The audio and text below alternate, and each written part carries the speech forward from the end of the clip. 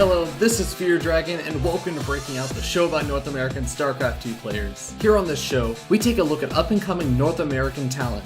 Each week, we check out a new player to get a feel for their personality and their playstyle. On Thursday, we interview the player to try and find out more about who they are and why you should care about them. On Friday, we watch 3 of their games as we cover their playstyle in each of the 3 matchups. Saturday, we take a look at an awesome game that they've played and relax with a little bit of fun as we recap the week and get an analysis of the games. Breaking Out will cover 8 players before it culminates into the Breakout Invitational. With a minimum prize pool of $1,000, we find out who is the most likely player to break out of the North American scene. But enough of that. Let's go ahead and jump right into it.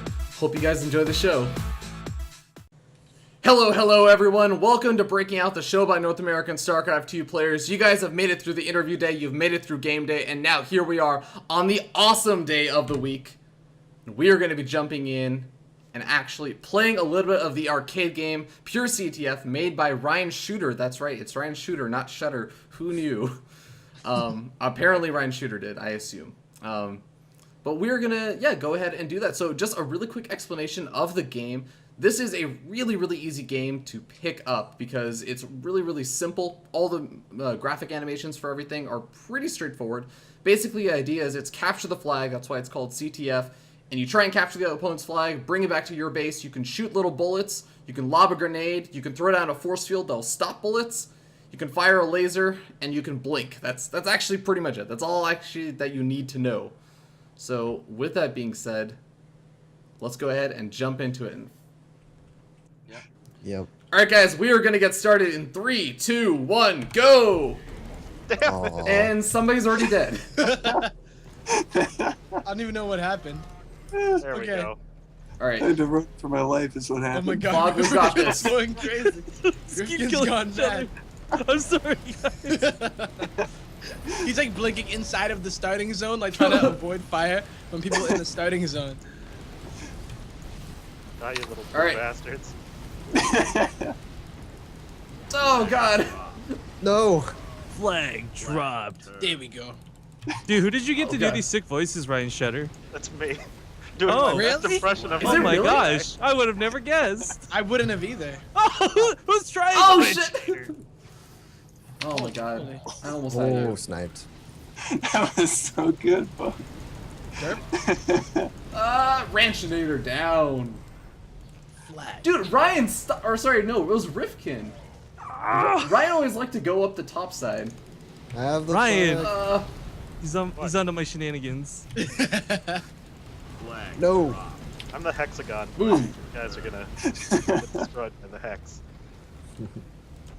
Where am I? What the heck? Oh, that's a one-way teleporter. I didn't actually know that. Oh, damn. Predicted my blink. You know, I can't get over this whole Ryan Shooter thing, like, at I all. know, right? he makes Like- a shooting CTF game. And his Yeah. last name is Shooter. He, like, Okay, you guys Wait, know where's the Larry the flag? Cable Guy? And my he's got God. that saying, like, get her done. Now I'm just like, shut her done. Like, Shutter done. Wait, I forgot how to play this game. You forgot how to play. crazy. Okay, there. Boom! Cover Oh, fire. I don't even know what just happened to you, but he blew up. Keep defending that flag. Don't let them get it. Oh, Fear Rifkin Dragon. down. Rifkin Oh, down. I thought I put a force field. Oh yeah, we Fog, I see we you. should probably stop what's happening. Dude, right don't now. worry, guys. They forgot that they could also take our flags. No, I tried, but I failed. Oh. Fog Oh, shot Oh me. shoot! Oh shoot! Oh god. Damn you, Corinne. It's everywhere. He shot me in the face. Oh no! Yeah. Did he? Oh no! So many rockets firing. Oh, to the face. Oh my god. Dude, we've got a point already? You guys are, Yeah. you guys are screwed. We I got know. this. Nah, never forget. Come on. Whoa, be careful. Never Fuck. lose- Yo. I'm like an elephant. Uh, I'll never forgive. Is that what how many elephants do you actually know, Rifkin? Wow. So You like them skills? unforgiving. An elephant never forgets to kill. Oh god. That was scary. No. Wow! I do such a good job of juking somebody else or ranching your fucking team kills. Jutsu? He's getting you back, man. From the beginning. He says sorry, but I don't believe. No! Oh, Phog again. Yo. Oh, You know, I shoot. used to like IVD. I think. I used to like IvD, but now I'm not gonna cast them anymore. Yeah, now it's Phog and Ranchinator, the team killer. Oh no. They were pretty swell dudes once upon a time. I love that. Am I the only IVD representative over here? Oh, what? That- Okay, that totally hit you, man. Oh my god. Oh god. Team Blue, Team Blue. We're gonna Ender's game this, all right? Everyone clump up and we'll just go all at once. Alert for anyone who hasn't seen the movie. Oh my god. Super spoiled, man. By the way, if you didn't know, you can buy it now on Blu-ray. On Blu-ray. Oh god, no! Fuck! Oh. Why? I just got 2 people killed. On your own team? Yeah. Oh shoot, those are bullets! One of them was me. No, they're gonna return it. I thought I had that. I was like, yeah. Oh, bullet hell. Wait, Temp, are we on the same team, man? Yep. Oh, that's blowing my mind right now. Yeah. Oh. Oh. Oh, those predictions. Oh, damn. Oh, wow. Double kill. Oh! Phog again! This guy is like Oh, an God. elite sniper. Wow. Go Dude, to- Pick up the flag. Why? There we you go. have Ryan, like the best flag carrier in the world, and then we have Phog, who's like just sniping people left and right. Whoa. Yeah, Phog, I don't know if you heard, there's no ops.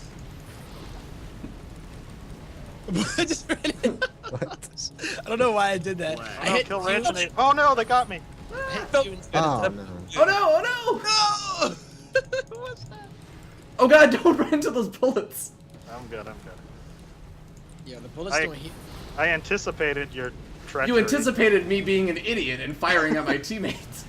Damn. Oh, like on top, get it, get it, get it, get it! Oh god, they have our flag. Yeah. How long has that help. been the case? I need help. Team. Buddy, No! Ah! Oh, it's fear Your drag. Your force turn. fields are no match. Yes. boom. Should Wow, I survived. Oh, nice blink. Oh, double kill. Or Petrified. double Why can't I be suicide. quiet? It takes like Oh! a quarter of a second or something. You have to stand up. Oh! Oh, Phog Dude, again. Phog. Snipes, no scopes, son.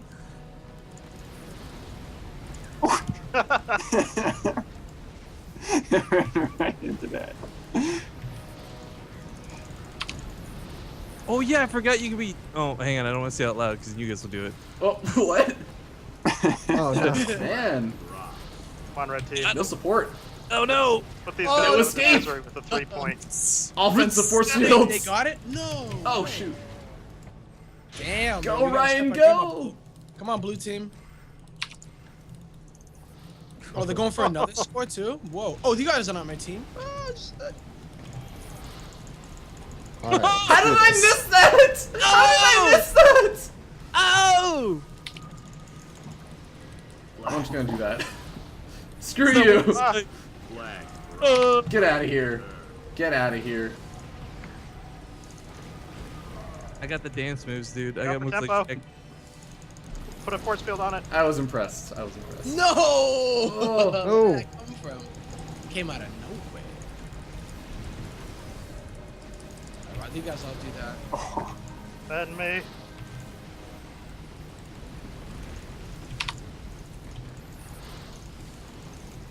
What? What? Oh my god, I was like, are you freaking Neo? Jeez. Oh, I ran right into that. Yeah, it's too bad they're like ready Oh, to pick it up.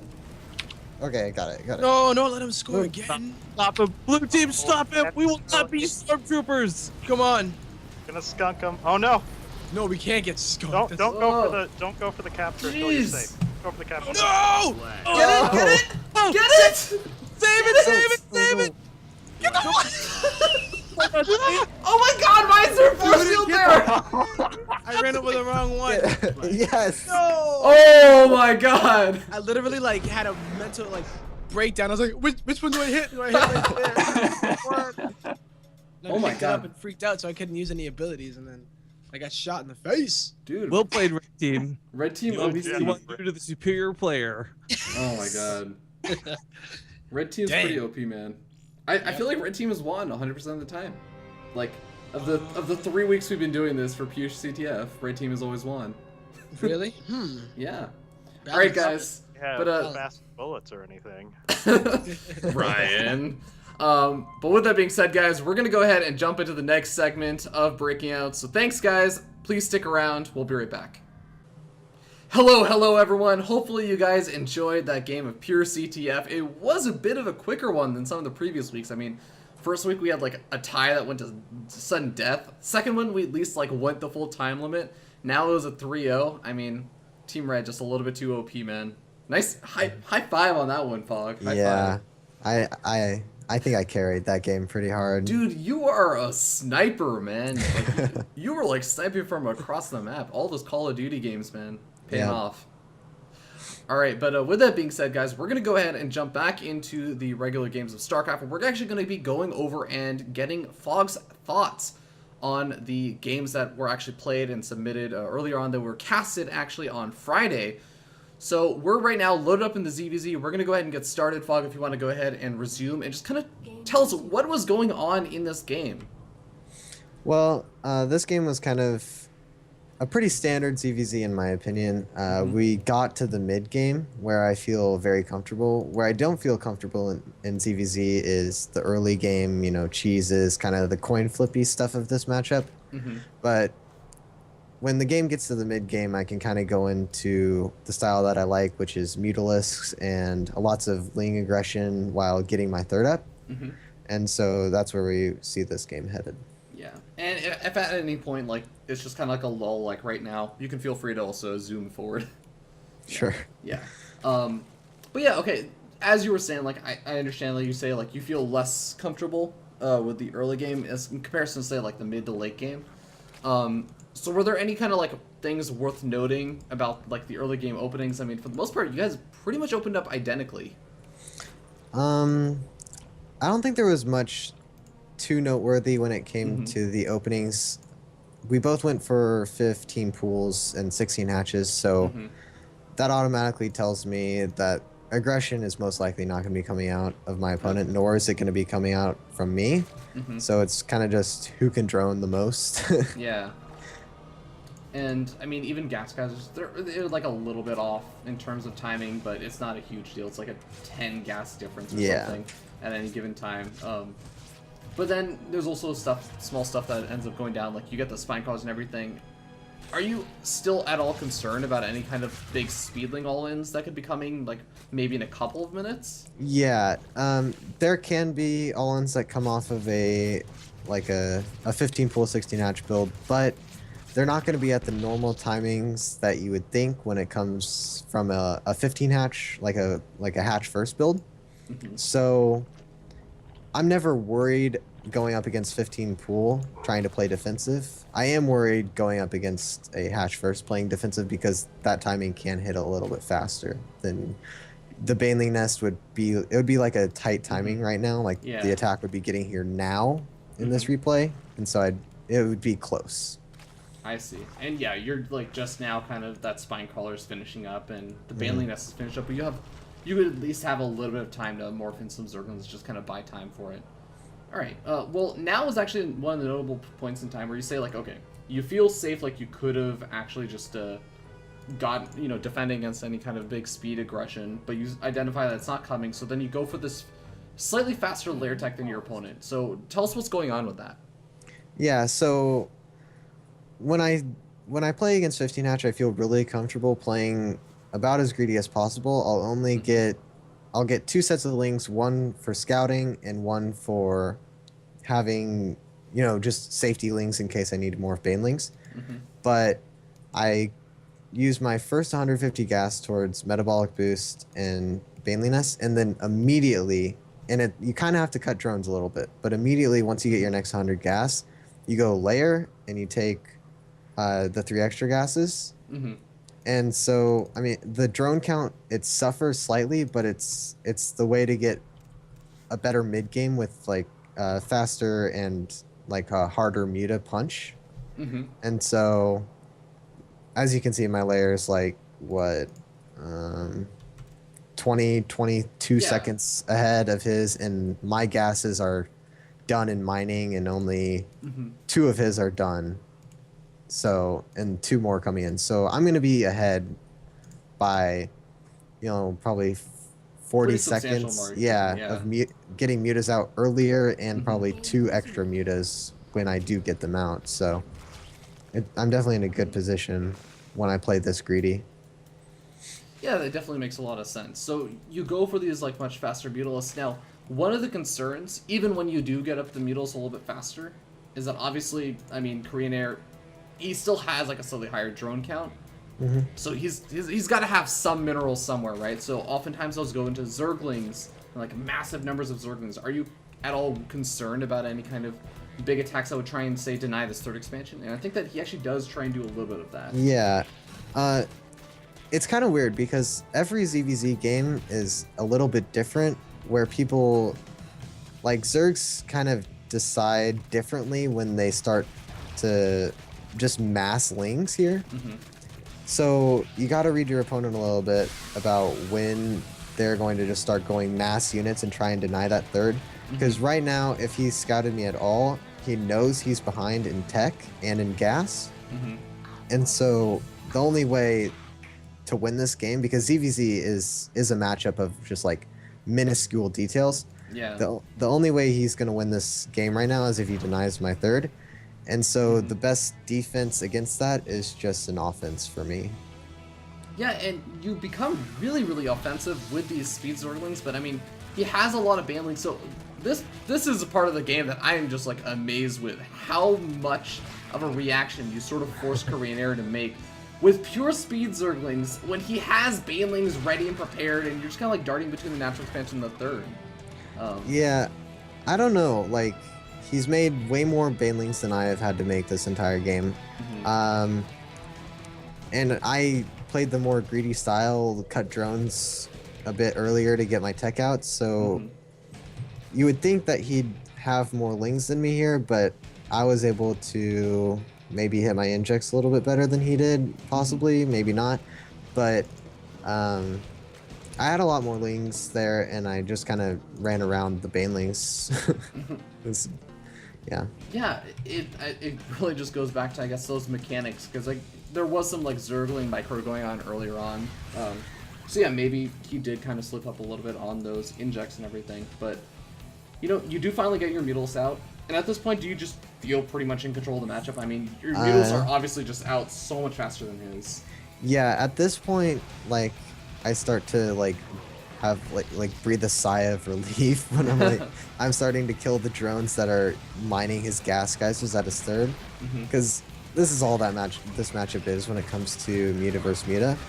So at this point, I have a 3rd mining gas, which is perfect for me, and I'm denying his 3rd, and he still doesn't even have the mutas to challenge my flock, so he's pretty dead, and I pretty much just roll him over from this point on.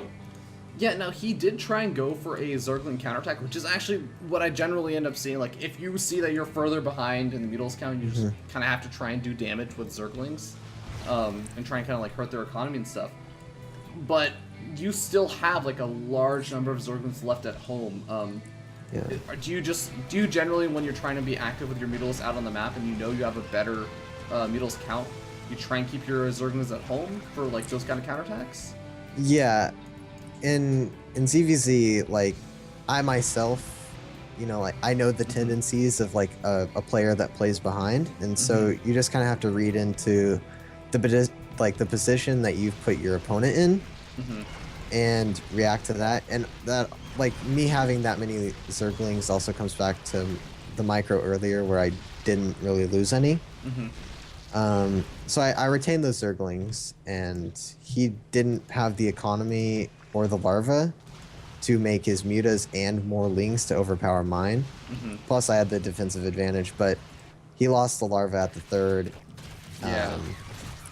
And he was forced into using the larva to make his mutas, because my mutas were out, and he was still pooling his larva for making his mutalisks, so he was kind of forced into a counterattack position that he wasn't going to be able to succeed in.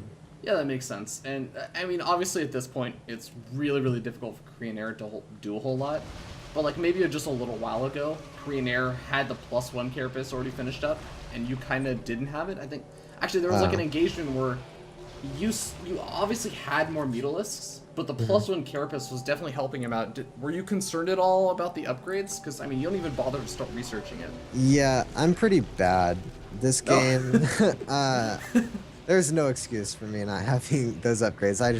I think sometimes the issue with this is like, I move around my bases, like I'll go between them, and then I'll just not see the Spire that's kind of hiding in the back with the Overlords, and I'm just, just bad. But when I have a third and he doesn't, at some point upgrades aren't going to matter. Yeah, you can just kind of outproduce them. Yeah. Yeah, that does make a lot of sense. And from here on, you pretty much kind of dance around. Obviously, avoid the fight underneath the Spore Crawler, because that's probably one of the only ways you can really bring this back. They are so good. Yeah, Spore Crawlers are pretty good. Now, I'm also a little bit curious. We had Korean Air kind of throw down a decent number of Spore Crawlers to try and just kind of hold on and hang on for the defense.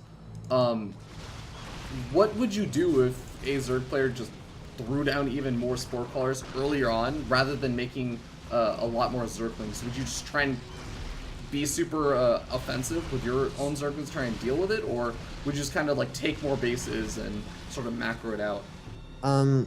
I would definitely attempt to be more aggressive, but if, say, they threw down a couple Spine Crawlers, had a small pack of Lings themselves, a couple Banelings, and controlled well, I'd kind of accept their defensive position and try and tech either into, like if they're going mutas, I'd just try and tech right to Infestors, because that's kind of just like a checkmate move if you have Infestors and mutas and they only have mutas. So that would kind of be the first thing I'd look to do if I couldn't break my opponent. Yeah, and that actually did kind of take me into my next question, which was, if at some point Korean Air just said like, okay, I lost my third and I'm behind in the Mutilus count, let me just go for something else because I'm not going to be able to catch up, and he goes for, say, an Infestation Pit and goes for those Infestors, do you continue just making Mutilus, and do you just sort of trust your Mutilus control to not really get caught by those fungals, or do you feel like it's better for Zerg players to not take that kind of risk?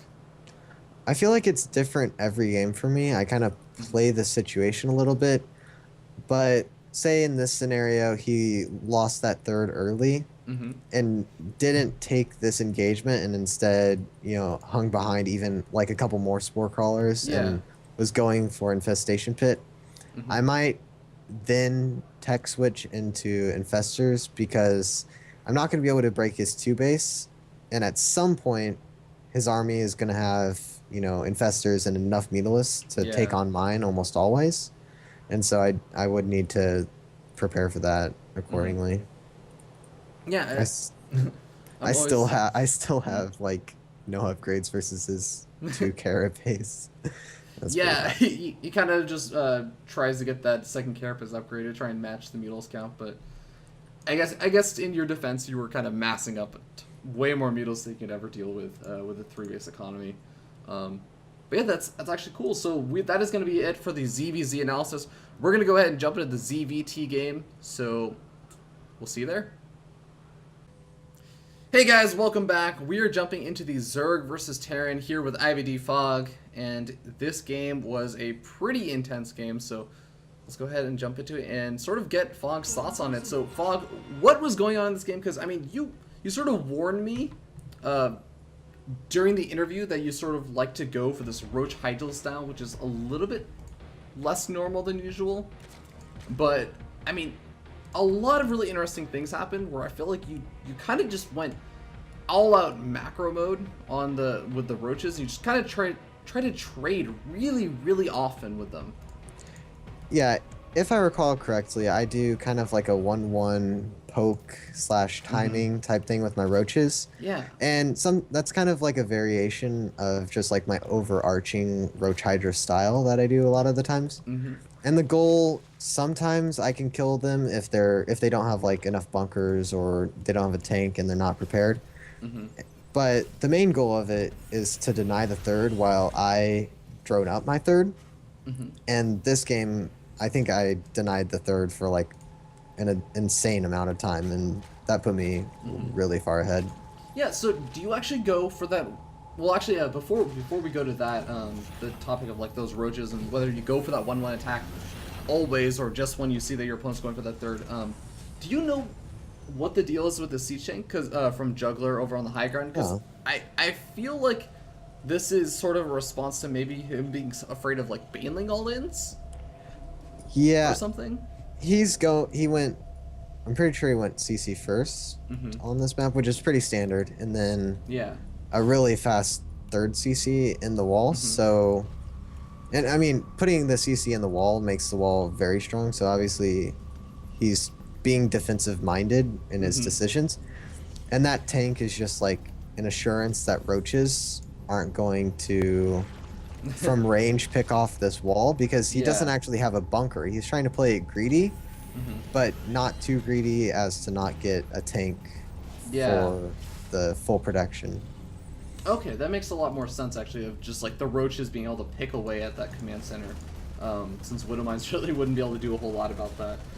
But okay, so I mean, moving on to like I guess the double evolution chambers that are down, like you know you have your third base up, you're starting 1-1, and you're started that roach production as well to kind of try and go for that 1-1 timing attack. Do you do this because you saw that third command center, or is this more of a this is just like the way that you like to open in this matchup? It's not. There's not really too much of a rhyme or reason for it. The third CC does kind of make it an easier decision for me, and I don't really have to think about it as much. But it's really safe to assume that by the 9-minute mark, the 10-minute mark, the Terran is going to be putting down a third CC, or they're gonna lose. So like they need the economy, and so this timing is always gonna work unless it is a 2-base all-in from the Terran, which in that case it'll work even better because it'll hold off any 2-base all-in. So it's a pretty safe opening to do all the time if you wanted. I don't do it all the time, but you know, it's good to throw in. Makes sense. And one other thing that's worth noting is that you have the Hydralis Den being added on, but you don't really start the Hydralis production just yet. You still sort of just kind of save up and, you know, make more and more roaches, and you are really intent on kind of pushing out without 1-1 finishing up. Is there a reason why you kind of like don't wait for making any Hydralis? The Hydralisks at this point wouldn't have given the attack any more potency because they didn't have, you know, they wouldn't have had range or groove spines yet. That's just kind of way that the timing works out and where my economy's at, where I can afford Hydralisks and while mass producing roaches. And so here I'll pause because the engagement's about to start. But just like I just couldn't afford it, and they would have been so far behind these roaches and having to like shoot from like 2 range, you know, like headbutting the Marines. So like yeah, it wouldn't have done much for me. But anyways, this engagement is starting, so I'll play. Yeah, so I mean, this engagement goes relatively well for you. I mean, you pick off the Widow Mines, but then I guess you kind of got pushed back by a lot of these Marines, and you even see sort of Marauder in there. But main thing is, I guess, that you got to lift up on that third command center, and you just have like a ridiculously high number of roaches. So what's going through your head at this point? Well, first off, it was really unfortunate that he lost 4 Widow Mines for free. But I see his defensive positioning, and I see 1 tank, and this has me worried because I actually, at this point, I don't know how many tanks he has or if he's like continually making them. And tanks are the natural counter to roaches in this matchup. But he only makes 1, so if I thought that he only had 1 or was trying to like overextend and retake this third, I might not have made these Hydras. But the tank kind of forced me into Hydras because they're the higher output in DPS, and that was my natural evolution in tech, and I didn't want to stay on just mass roaches versus a more than one amount of tank. Yeah. But he only makes one, so that's good for me, I guess. Yeah, sort of forced reaction there. Also, there's a lot of Marauders mixed in. Were you at all concerned about the Marauder count with how many roaches you kind of had already made? That's kind of where the Hydras come into play. Mhm. Yeah, Marauders counter roaches Mhm. like hard, Yeah. but the Hydras will do enough damage. Though I'm pretty sure they have plus armored attack or something, or They just do damage really fast. they just do a lot of damage. Yeah. They kill things. So, and the Marauders have, like, I don't know, a lot of the times end up in the front, Mhm. and so the Marauders get picked off, and Yeah. that's good. Yeah. Yeah. So one other thing that's worth noting is, like, there again is the concern that he's adding on a lot of Marauders and everything, and obviously you still want some roaches left over. Well, actually, hold on. I did also want to talk about, like, the drops that were going on, because, like, you clean up these drops really, really easily to the point where, like, I didn't actually notice a lot of them. I think I probably missed some of them because he was dropping a lot, but you pick off like every single one of these, like, without fail. Now, Yeah. is that That's just a product of great map vision. The creep spread's really good this game. So I see everything before it hits, and I think the bottom side one I didn't see until it made it to my 2B fourth and then went into my third, but I had Hydros kind of popping out of that closest hatchery, so it worked out nicely. And then the top one I had split off, a part of my army to go up there because I had seen it with the Overlord at one of his fourth location options. So he just kind of let it die after I had seen it coming. Yeah, a little bit unfortunate for him, of course, but I mean, great for you, and you just have so much mobility, it seems, with this army. Is that kind of why you decided to sort of stick with this Roach Hydra composition? I don't know. The mobility, honestly, isn't that great. It's a lot worse than going standard Bling Baneling Muta. Yeah, of course. But I think it's got a stronger fighting power if I get Infestors or Vipers into the mix. In this case, it would be Infestors because he's going mass bio. It would be Vipers if he was going mass tanks. So I kind of have to leave units around the map a lot of the time and just kind of have them sit there the whole game so that I don't die to drops, because this style is really susceptible to drops. I feel like we're talking over this like whole fight, but yeah. I took a We can really back bad. Yeah, let's do that. Like, this is a terrible fight for me. This fight's like ending right as I get 2-2, right in the middle. Yeah. It's just bad. Like, that's just a stupid decision by me. I think going into that he had like 190 supply, and at that point I need to have infestors to effectively efficiently kill this army. But I had a big enough bank where he kind of overextends, and I get good enough of like an engagement to push him back. It's kind of weird. It's very close, and then it becomes like one-sided after like another round of units or so. Yeah, I mean, you guys are both sort of rallying in units, and I was a little bit surprised because I feel like he was, for the most part, getting like the most cost-effective engagements for a majority of this game. But you seem like you're just sort of overpower him with like more units, which is really weird because like for the most part you guys are mining both on the same number of bases, 3 bases, and I know a lot of people like to say like Zerg always needs to be up 1 extra base. So I mean, why exactly was that?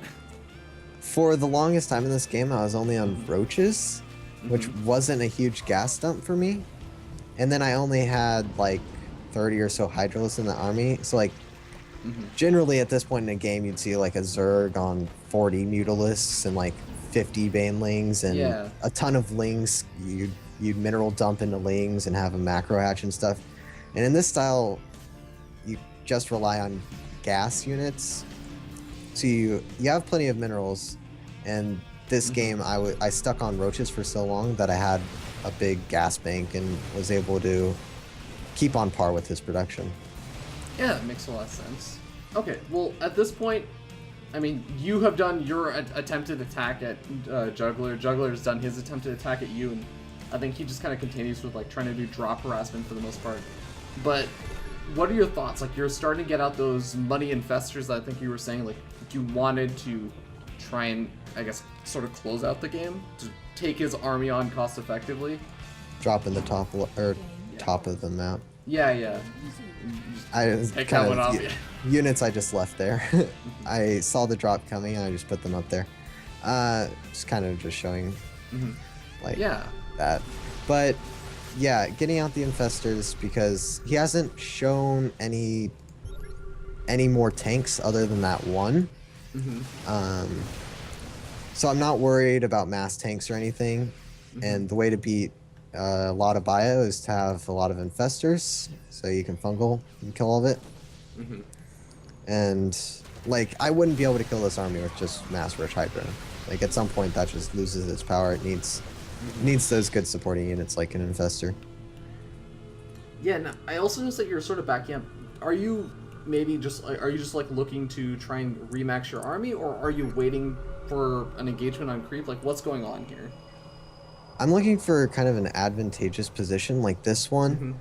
But also I'm a little bit worried because I panic made lings a little bit because that fight was close for a while and I had depleted my gas bank and I only had minerals left. And lings aren't the worst option in like a low amount of bio because they tank nicely for the roaches and hydras. But I wasn't gonna take a bad fight with lings in my army, and I think this is still, like, it seems like a good fight for me. I have a nice spread, but the spread doesn't really matter against this. It's more what fungals I get, and I think I get okay fungals, but still lose this fight, if I recall correctly. Yeah, you still sort of don't necessarily get like the best end of it. I mean, you have like really solid fungals, but I mean, he actually even has some reinforcements that I think start flanking you. Comes from the back a little bit. Yeah, and you get sort of pushed back. So I mean, at this point, are you pretty concerned about what's going on, or? Yeah, this is pretty bad for me. So I accept that loss and say to myself, let's not do that again. And I notice he has 3-3 at this point, and so I need to like plan out my next attack better, either have a better positioning or wait for 3-3. And I need more infestors because only 5 fungals there was not enough to kill that army. And here I choose to take this fight because I thought it was good for me because I had split up his army. But Hydras kind of end up getting exposed and 3-3 is pretty good. So I have to retreat from that. And at this point I don't even know where my money's coming from. It's like it's magic. Seriously. Yeah, that's honestly what it just felt like. It was like these weird moments where like you would lose your army, but you just still seem to be able to reproduce it. I mean, you're mined out in your main base, your natural expansion is being mined out. Even your third base is like running a little bit dry. Basically, the only healthy expansion seems to be like your fourth. Yeah. And still, like you're able to do it. Do you feel like it's just that the Roach Hydra composition is just that much more cost effective, I guess, or like easier to replenish? So it's I haven't been too cost effective this game. Yeah. But one thing to take into consideration, the larva count that's required to remax is a little bit less, a lot less than regular Ling Baneling Muta. But what I've discovered is that 4 bases with 8 gas geysers is plenty enough to support this army. Not exactly sure why it works out that way, but it ends up working out that way. And I haven't spent that much money on my army. The infestors I just sort of invested into. Yeah. And you've done a good job keeping those alive. I think that's actually one thing that's really worth noting. Yeah, and if you like put into the context of Ling Bane Ling Muta, every 2 Hydralisks is 1 Muta and gas. Plus, think about like all the Banelings that you make, like 50 Banelings for that like first engagement. You'll just like run them over, hopefully. That game this game, like this style, you just don't do that. So you're just inherently using less gas than what people would be what people would usually see when Zerg players go Ling Bane Ling Muta in this matchup. So it's kind of deceiving. Yeah, okay, fair. Well, we do end up seeing sort of what ends up being like the final engagement over here as you kind of are pushing in now. Are you feeling good about this at this point? Because I mean, you've lost a lot of the engagements over here, but you seem to be pretty confident with how aggressive you're being. Yeah, I'm maxed out on this army with only 2 Lings in it, so this is definitely like much better. I ideally don't want any Lings in it. And I have, what is it, 8 infestors and 2 fungals on most of them, except for 1 where I'll have 1 fungal. And so it doesn't really matter how the game's been going at this point. When I get this army versus what he has, which is just Marines, Marauders, and Medivacs, there really is no way you can beat this army like that I have. And honestly, I don't know, because I didn't trade that effectively this game, but maybe my macro was just like bad and just had like a ton of extra like money left over after every fight and just kept like trading with them, and at some point the Terran runs out of money because mules. That 3rd base is almost done, so it's kind of just the 4th base, and that he took the 4th base really late. That's one thing that helped me out this game a lot. Yeah, definitely. Game resumed. All right, well, you do kind of poke around over here, and one thing that's also worth noting is that you sort of split up your army into 2 little groups. I mean, clearly just sort of preparing for some sort of engagement if he decides to, for some reason, move down the ramp. Yeah, that's one thing about that. Like, yeah, it's setting up a concave, but also if I split them into a couple of separate groups, it makes it easier for my infestors to get into the front. Get the fungals that I want. If I have like my whole army grouped up, then my infestors will, derp and just sit in the back and do nothing. And the infestors are kind of the linchpin of this army. Yeah, adding that extra DPS and also locking down a lot of those units. But here we end up seeing like where's the final engagement happens. There are small things that you're sort of doing, like you're positioning a lot of these units up on the high ground above the 4th. Are you at all concerned like that so many of your units are... I mean, okay, so he has Marines and Marauders in his own mineral line to sort of like deal with this a little bit. But are you at all concerned that like so many of your units aren't actually going to be involved in the fight? I'm not concerned because they're close enough where I could reposition them if I needed to. And he's those units are distracting part of his army as well. So it's kind of like an even split up between both of us. And also, if like that is a mistake for me, leaving so many of those units a little bit farther away from where the main fight's going to happen, fungals will give me the opportunity to correct for that mistake. I can lock down those units and then reposition them if I need to. But as long as I have like some amount of units in front of my infestors, there's really nothing he can do. Fair enough. And I mean, that ends up being pretty true, is you kind of just lock everything down with the fungal growths and just kind of wreak havoc and decimate everything. Yeah. Like, it was surprisingly not even that close with this last engagement, despite like how close or even sometimes one side the opposite way a lot of those other engagements were. He just like ran out of units.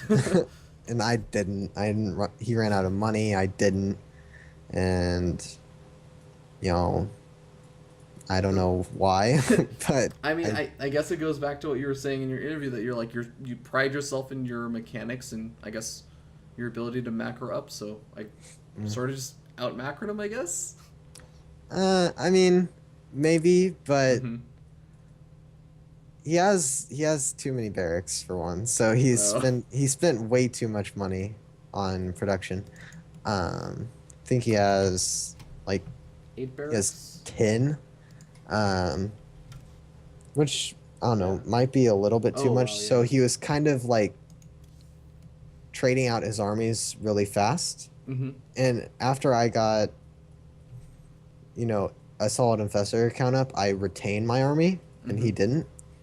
And him dropping mules on the third and taking that late fourth kind of put him behind economic wise. So I just kind of made more units because I had more money. Yeah, okay, well, the game has a little bit of magic in it somehow. But with that being said, guys, we're going to go ahead and close up that one and move on to the Zerg versus Protoss replay. So check that one out. Hey guys, we're back with the Zerg versus Protoss for the week of IvD Phog. So Phog, you played this Zerg versus Protoss against a really great and well-known Korean player, Tassadar from Love Your Girlfriend. What exactly was going on in this game? It was kind of an interesting game because we get to the mid-ish late game, and I'm on Roach Hydra for a long time, and it looks like he's gonna beat me because he has Colossus. And then I end up taking like a couple good engagements and getting Vipers out in the nick of time. And he was like way all in on 3 bases. So like after his army was dead, he was like down to 80 supply. And I'm kind of hurting. He killed my 4th and did some like good harassment with the War Prism in the main. I think that's this game. Yeah, he did. Yeah, and so, but like when he gets down to 80 supply and I still have like, I end up having a good army still. After a 3 base all in, it's kind of over. Yeah, fair enough. Now there are actually even some smaller things that I wanted to ask you about. Like earlier on, Tassadar does end up doing sort of this cute little, and honestly not super uncommon, Zealot Stalker Mothership Core poke. And you actually have like enough Zerglings already pre-made to deal with it. And you actually managed to kill off a Zealot for free. Well, for the most part for free. I think you may lose like a Zergling or 2 or something. And it really seems to catch Tassadar off guard. Is that just something that you started doing against Protoss players? If I'm thinking of the right timing, I think I make those links just in case I'm getting like gateway all end, and like also or something? and also I can kind of like poke around and be aggressive with them in case he's like playing really greedy and doesn't have like any units in his wall. Yeah. But I make them right when my speedling, like my speed upgrade finishes. Oh, we're like totally going past that. Yeah. So I slowed that down. My bad.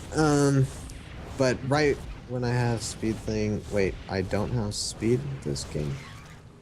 Oh, never mind. Yeah, Man. you just kind of forewent it, but Okay.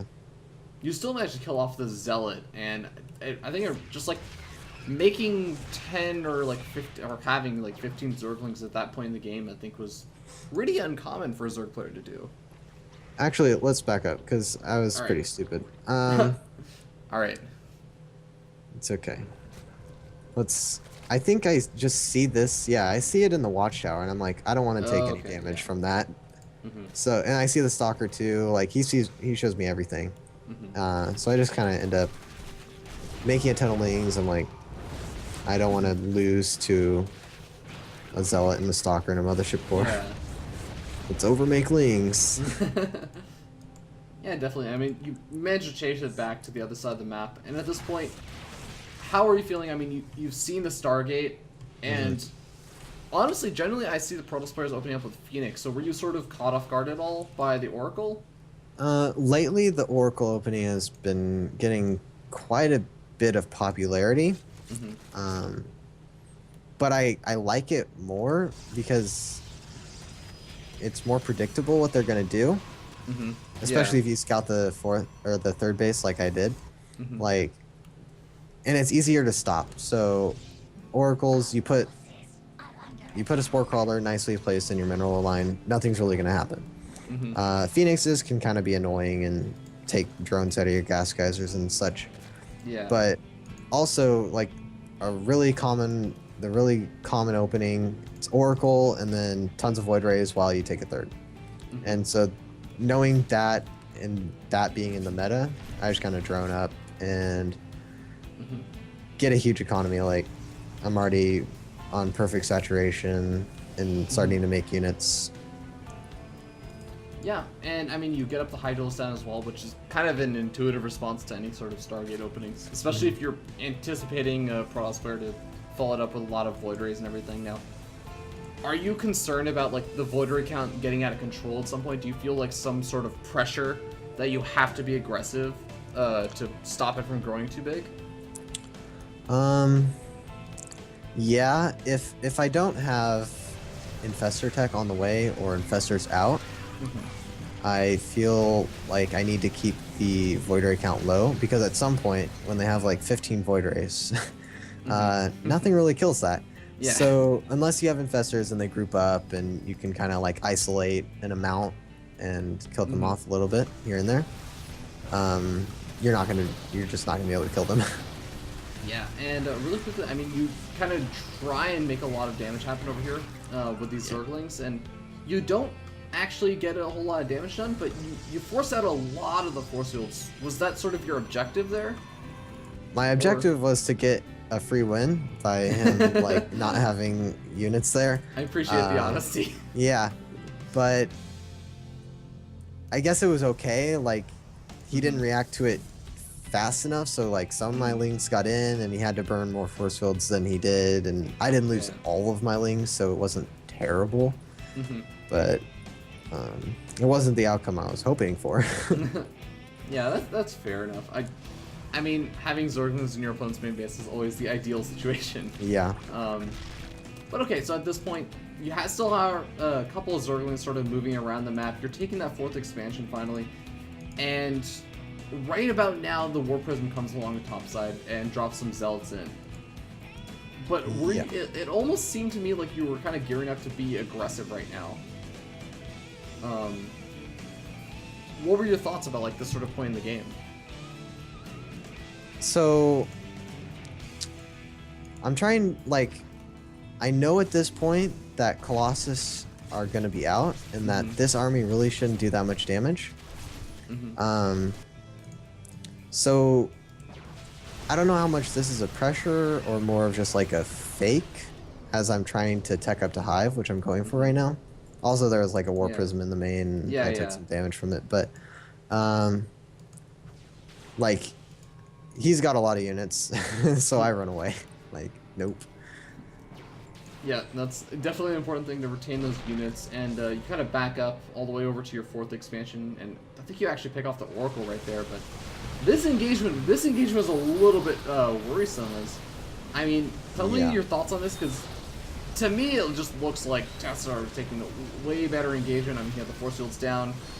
Even though you're sort of trying to concave in with some roaches and hydros from the top side, like those get force fielded out, like... If we back up,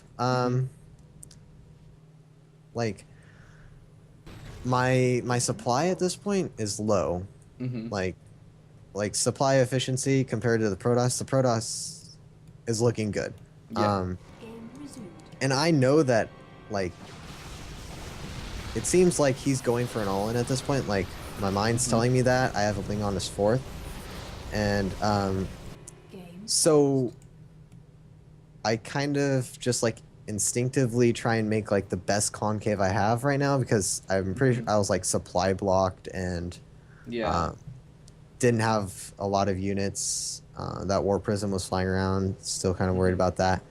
So I make the best concave I can, and you know, at midway through this fight, I'm like, his army is gonna win, but these Hydralisks on the south side, this Colossus isn't firing at them, it's firing on the roaches at the ramp. Yeah. Which allows my Hydralisk to do, like, kill like a lot of his stuff on the ground, like all of his sentries, which makes like the follow-up like warp-ins and continued all-in pressure, what have you, worse. Those sentries would have, like, if he kept those sentries alive, I'd probably be dead.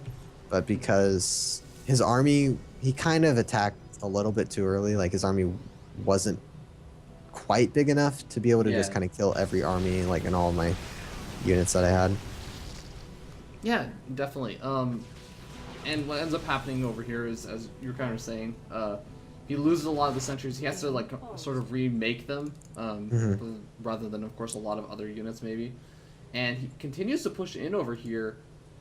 And you also have that Warp Prism harassment, I think, that was going on over the main base. So I mean, like, you're sort of split up. You have some units over in your main base, like multitasking wise. How are you trying to deal with that? I'm kind of.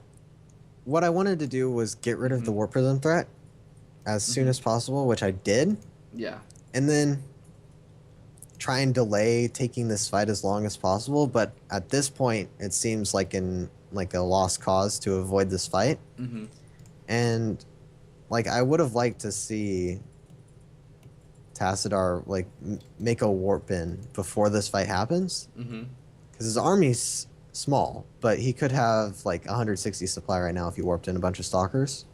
If you look at his money, it's like this attack is bad because he doesn't have like the full potential of like an army that he has, which keeps me in the game. And I have 3 Vipers on the way, and since this is like a huge 3-base all-in, he's not really playing the late game and trying to go up to High Templars, which would be the logical counter to Vipers. Yeah, so I mean, you are kind of lucky in that sense that Tassadar doesn't go and get that immediate warping. He finally does get it now. Yeah. But at this point, I mean, your Vipers are about to pop out, so you just need to buy a little bit more time for them to get energy, right? So is that sort of just your main objective? Like, you have to go for this engagement, but you want to have enough units left over to make use of the Vipers. Sadly, my Vipers are pretty late this game, which is bad by me. But at this point, I don't see a way to avoid this fight anymore. Yeah. He's coming in on the 3rd. At some point, I'm just gonna like lose because I don't have bases anymore. And I don't go into this fight thinking I can win. There's 2 Colossus, enough sentries, blink stalkers. At this point, it's like hopefully like this fight will go okay. I'll get some units left over and be able to make use of the Vipers that are on the way, because that's the only way I'll be able to efficiently take care of this army. Yeah, and I mean, you at least managed to clean up like one of the Voiders, but Tassadar is kind of a good player. Yeah. Force shields pretty well. And then he goes after your 4th expansion. Do you feel like you were kind of happy that he just went after your 4th? Yeah, but I think it was probably the right decision from him. Like, he didn't really know what exactly, like, how much production I had and how much was like in larva. Yeah. Or like in cocoons. But this does like give me time to get out my Vipers and get energy for them. Also, I just want to like point out in the middle of the map him losing. Like a free Colossus. Yeah, so that's pretty bad for him. I mean, it's just unlucky. It's not because he's bad. Obviously, he's not. Yeah. Just kind of ends up happening that way. They're rallied and they go the way that you don't want them to. Yeah, and I mean, if you want to really quickly pause here, because I think the next big engagement is coming up. Something that I wanted to actually ask about that I haven't really gotten a chance to yet was your creep spread. So I mean, you've shown, like, for example, in the Zerg versus Terran versus Juggler, like, you could have some like really awesome creep spread, but this game you really seem to be light on it. Was that an intentional sort of decision, like that you didn't really want to focus on it, or something else? It's never intentional, but with the build that I do, where if they go gateway expand, I will get a faster gas, faster speed, and 2 queens for defense / creep spread. But he went for a Forge Fast expand this game. Yeah. So I go 3 hatch before gas, and You need I'm the not extra queen to be injecting. Sure. Yeah. And also, so I'm cycling my injects early game on the hatcheries, and I don't find that I can afford them early. But late game, like at this point, there should be like I should have made an extra queen and gotten some creep spread going, but oftentimes, just There gets was left. constant Yeah, aggression. gets like, left by the yeah. wayside in terms of more pressing issues like army in my base. Yeah, army literally like 10 feet outside of your third. I think that's a valid point. And other things. Like I ended up getting like one creep tumor because I missed an inject here or there, and I just kind of like was like, you go there. And, Yeah, that's fair. so, Okay, cool. Well, we are gonna just jump into the battle now, as you do finally get the Vipers out, and you get some actually pretty sick pulls off. But there's the blink up and the blinding clouds. I mean, did you just feel pretty confident that this engagement was gonna go really well for you after you had the Vipers finally come out? No, because he had a lot of blink stalkers, but the critical error was made that he blinked up into my army, and I had only used two abducts, so I still had energy on one Viper left, which was enough energy for a blinding cloud, and for like 5 seconds of Hydra's DPSing against stalkers while the stalkers can't do anything will swing a fight completely in your favor. So it was kind of like a fight going into it that was like iffy. It was kind of like who controlled it better, and he kind of made an error that maybe he thought that would try and pull like the Void Ray too, and then I wouldn't have enough energy, or he felt confident enough and didn't realize I had that big of an army there. Yeah, fair enough. Well, after winning that engagement, I mean, I'm sure you must be feeling pretty good at this point. Like, there are still 2 Colossus, but you still have enough energy for the abducts. And there goes one abduct, there goes the second abduct. And, I mean, be honest, like, do you just feel like the game is pretty much won at this point? Yeah, like... Oh yeah, there's a GG. So,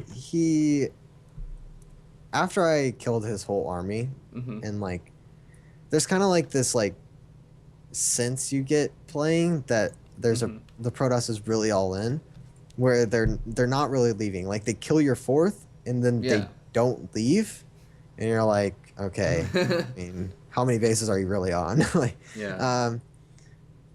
and when you wipe out that whole army, you're just like, okay, so if I just go attack now with the army that I have, there really shouldn't be any chance, because that was their whole army. They're having to remake it right now. They don't have like High Templars banking energy at home, stuff like that. So yeah, I was pretty confident. I had good upgrades. I was at 2-2. He was at 2-0. So I'm up 2 effectively. But I also forgot roach speed because I'm really good, as we've displayed. But that's okay, because we were fighting like near my base all the time. Wow, my dog. Okay. But bad dog. It's okay. It's of course going to happen at the very end. Of course. Yeah, I mean, at least it was like solid timing. But yeah, so after 3 base all-in fails like that, game's over. Yeah, fair enough. I can't really argue too much with that, but I think with that being said, we're pretty much done with the Zerg vs. Protoss, and that's actually going to put an end to the analysis. So we're going to close up the actual show as we hop back over to this screen. And I want to say, like, Phog, thank you. It's been an absolute pleasure to have you on. Where can people catch you at one more time? Because, Sure. Yeah. Twitter.com/FogSC2. I'd love a follow there. If you have Twitter, obviously. And on Twitch, I stream as much as I can, pending school, homework, things as such, at twitch.tv/FogSC2. So that's where you can find me. Yep. All those links are actually sitting in the Twitch chat right now if you're watching this live on twitch.tv/FearDragon64. If you're not, go ahead and follow that channel as well. You'll get notifications about when we do broadcast live. But, you know, if you can't actually make the broadcast live, I also have the YouTube channel, youtube.com/FearDragon64, where all the episodes of Breaking Out are uploaded the exact same day that they're aired. So you can always catch them there. And all the links that for Phog will be available just below the video on that channel. So that's pretty much it. So, Phog, once again, thank you for coming on. Thank you, everyone that decided to tune in. And looking forward to actually having on, I believe, for week number 4, we are actually going to have Damos Siphon on, who's a really, really solid Protoss player. So, look forward to that, guys. Thank you again. Have a wonderful night.